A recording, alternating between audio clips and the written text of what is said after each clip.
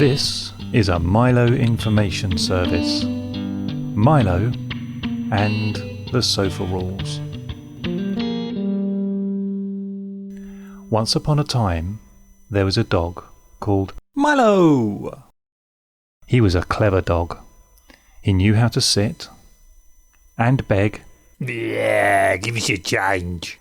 And play dead. And pilot a helicopter. One day, Milo noticed a big squashy sofa in the living room. "Ooh, that does look comfy," thought Milo. "I'll give it a try." And up he hopped.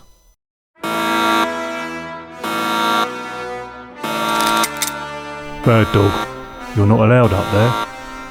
He jumped down as quick as he could and went and hid under a table. Later that day, Rosa was on the sofa, and she called Milo up. "I'm not falling for that," thought Milo. But Rosa insisted, so with a little trepidation, up he hopped.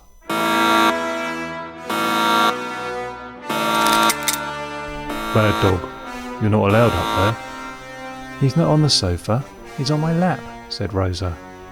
"Oh," said Dad. "Stand down, lads." Soon Milo nodded off. He woke up to a terrible racket. He'd slipped off Rosa's lap in his sleep. He was on the sofa. "Bird dog, you're not allowed up there." "Oh, give over," said Rosa. "He's okay while I'm up here." "Oh, right," said Dad. "Stand down, lads."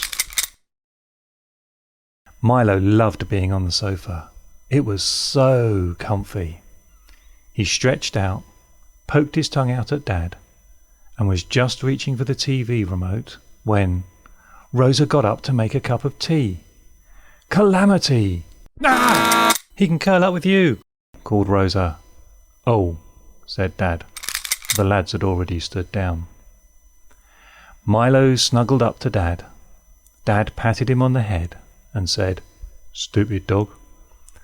Milo lay quietly, wondering about the sofa rules. He was pretty sure he'd worked them out. He was not allowed on the sofa, but he was allowed on the sofa. He wondered if all sofa rules were like this, so he decided to visit Martin and Emma. They had a dog too, Polly the ever so wise. She would know the sofa rules. Soon Milo was on the train to Cambridge. He cycled from the station and was soon at Emma and Martin's house.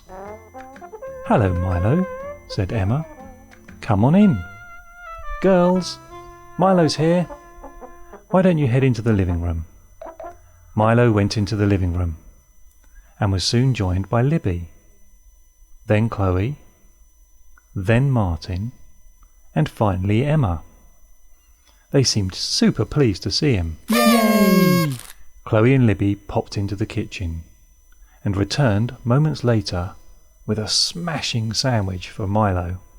"What brings you to Camborne, Milo?" asked Emma. "Is my shadow here, please?" asked Milo. "Polly the ever so wise?" said Emma. "Why, yes. Polly!" Polly trotted out. "Oh, it's the airhead idiot," she said. "No, Douglas is in Somerset," said Milo. "Oh," said Polly. "Then welcome." "Can you help me with the sofa rules?" said Milo. "They seem very complicated." "Of course," said Polly. "They're not complicated at all. Here, find a ball about this big, roll it under the sofa like this, then paw, growl, sniff and whine until Martin goes, 'Oh, for goodness sakes! Not again!' and fetches it back for you." "Does that work every time?" said Milo. "Try it," said Polly. "Oh, for goodness sakes!" "Oh, it does work," said Milo, as Martin returned the ball. "I'll remember that." The rules at Martin and Emma's seemed very different to those at home. Milo wondered what they might be like elsewhere.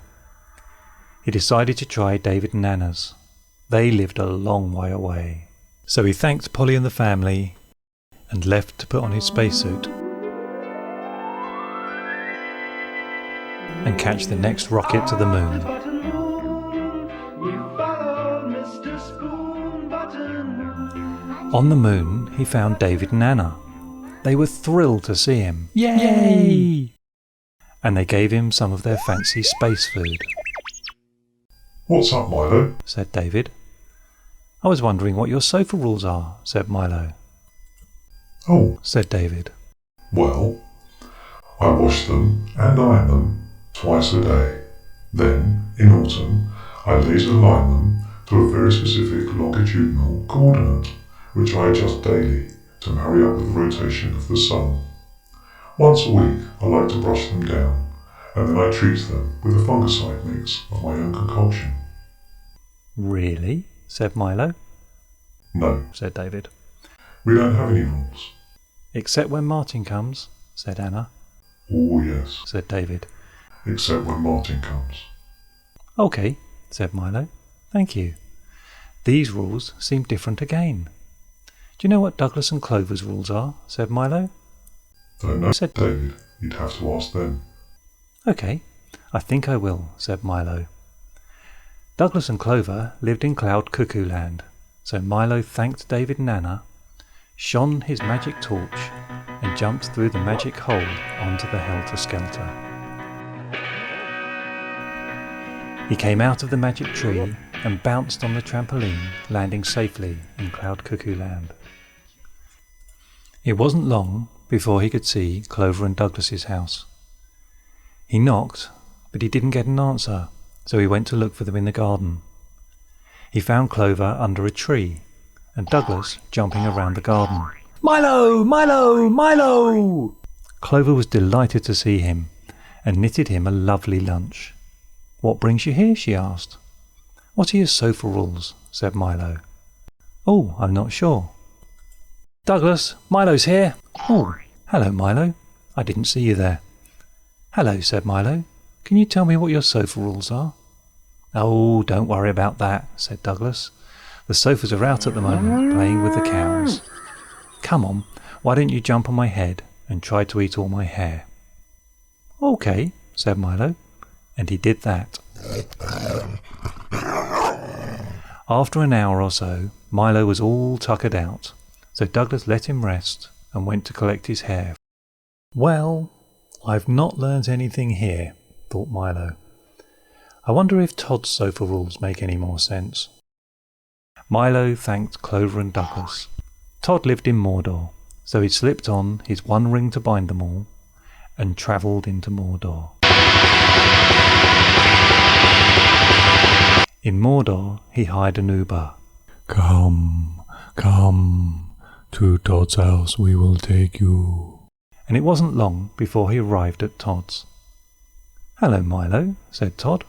What brings you into Mordor?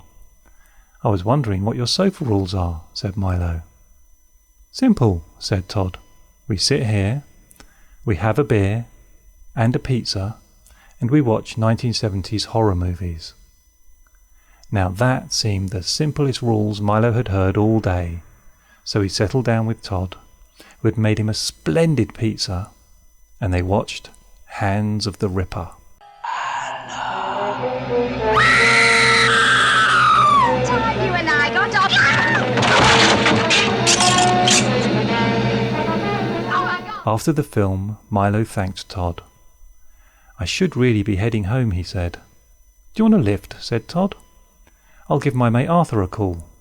You sure it's no bother? Not for me, said Todd. A little while later, Milo was in Arthur's car and heading home.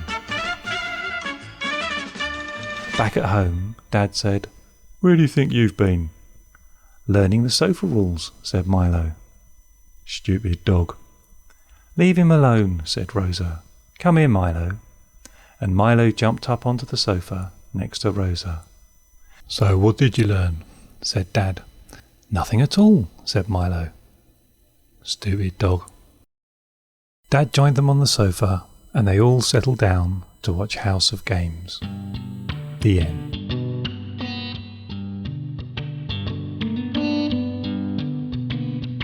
Merry Christmas.